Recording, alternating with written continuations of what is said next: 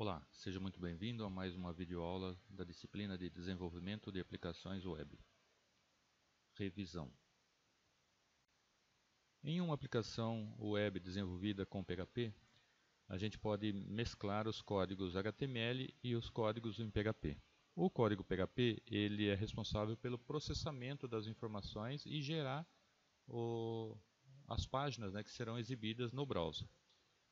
Então, embora a gente possa mesclar num único script tanto a parte que vai produzir a interface do usuário, que vai apresentar as informações, como a parte que faz o processamento das informações para gerar a saída, não é uma prática recomendada. Senão fica muito confusa, muito complicada, principalmente se você estiver trabalhando numa equipe, desenvolvendo uma aplicação web em equipe, e você tem um profissional que é responsável pelo web design, por exemplo, e você misturar o código e faz o processamento com o código que faz a exibição dos dados, fica altamente suscetível a problemas. Por exemplo, o usuário que é responsável pelo web design poder, de repente, acontecer dele alterar alguma coisa que não é da parte dele, mas que depois fica difícil identificar o problema. Então, ele poder alterar código que é de processamento, que seria da responsabilidade do programador PHP, por exemplo.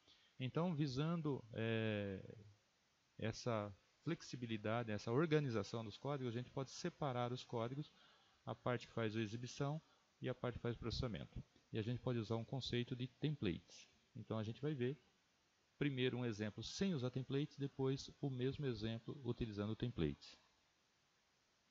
Bom, eu tenho aqui um exemplo que eu já montei ele, a parte HTML. Então eu criei um arquivo ex12html. Então criei um arquivo ex12html, coloco esse código. Então o que eu coloquei aqui? Eu separei numa div chamada form tabuada, coloquei um formulário aqui e vou pedir para o usuário digitar um valor numérico e quantidade de termos. Ou seja, o objetivo desse form aqui é para o usuário escolher qual tabuada ele quer calcular e quantos elementos dessa tabuada ele quer calcular. E observe aqui então que eu não coloquei um action, como a gente viu nas aulas recentes, que a gente pode informar aqui qual vai ser o script que vai processar esses dados aqui quando o usuário clicar no botão enviar. Então eu não coloquei isso daqui e a gente vai ver depois qual o efeito disso. Então eu tenho aqui uma div, que eu dei um ID, e eu tenho aqui outra div. Então aqui eu vou apresentar um formulário.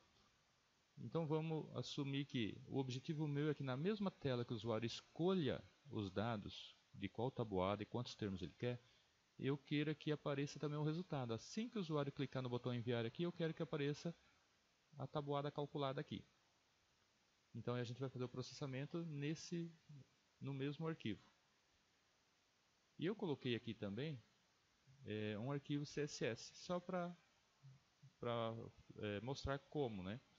Então, é uma prática comum também a gente separar as partes que compõem uma aplicação por tipo de arquivo, no caso aqui, né? Então eu criei uma pasta chamada CSS e criei um arquivo chamado estilo. Esse arquivo é muito simples, né? Então ó, eu tenho lá uma div aqui chamada id form tabuada.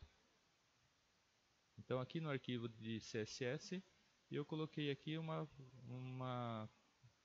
CSS para o elemento que tem o ID. Ó. Então a hashtag form tabuada. Então essa formatação CSS vai servir só para aquele elemento. E essa outra para o elemento que tem o ID resultado. Então, se a gente executar carregar essa página aqui, então vou carregar aqui.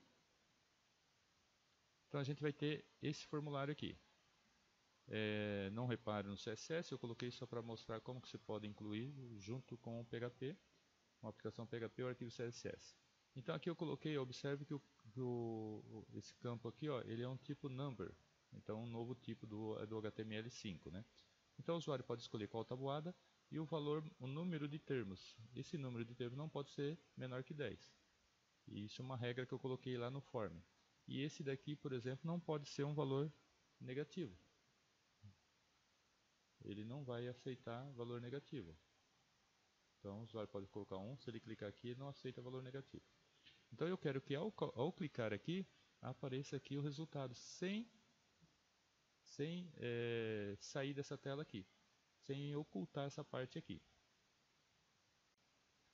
Bom, então crie esse arquivo HTML, o arquivo CSS se desejar, e eu volto já já com a parte de programação para a gente completar esse exemplo, para depois então a gente transformar ele utilizando templates.